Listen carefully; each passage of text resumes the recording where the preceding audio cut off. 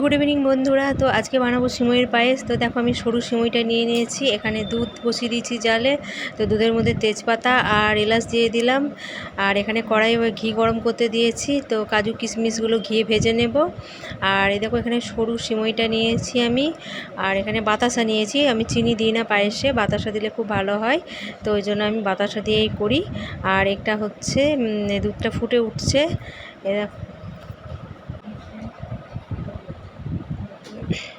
তো বৃষ্টি পড়ছিল, তো এটা আজকের ভিডিও না, এটা পরশুকার ভিডিও। তো ভাবলাম একটু সিমইয়ের পায়েস করে খাই। তো ঘিয়ের মধ্যে কাজু কিশমিশগুলো ভেজে তুলে নিয়েছি, দিয়ে সিমইগুলোকেও লাল লাল করে ভেজে নিয়েছি।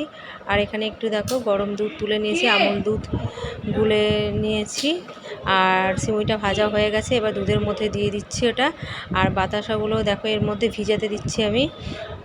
তো সিমইটা একটু সেদ্ধ হয়ে গেলে তখন আবার বাতাসটা দিয়ে দেবো, কারণ মিষ্টি দেওয়ার পরে আর সেদ্ধ হয় না। তো দেখো এখানে করে সিমইটা সেদ্ধ হয়ে গেছে, এবার আমি বাতাসাগুলো দিয়ে দিচ্ছি। ভিজে গেছে তো ভালো হয় স্বাদ, ওর মধ্যে দিলেও বাতাসাগুলো ভিজে যায়। তো স্বাদের জন্য একটু সামান্য নুন দিলাম, যাতে স্বাদটার ব্যালেন্স থাকে ভালো। তো পায়েসটা আমার হয়ে এসেছে। তো কাজু কিশমিশগুলো ওপর থেকে দিয়ে ভালো করে নেড়ে বন্ধ করে দেবো। তো একটু ঝোলঝোলই রাখছি, মানে পরে তো ঠান্ডা হলে এটা জমে যাবে, আর বেশি জমে গেলে, এই দেখো কি সুন্দর জমে গেছে, দেখেছো?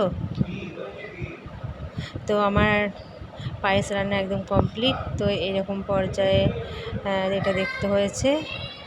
তো এরকম একটু দুধ দুধ থাকলে দেখতে ভালো লাগে। তো ভালো লাগলে অবশ্যই একটা লাইক কমেন্ট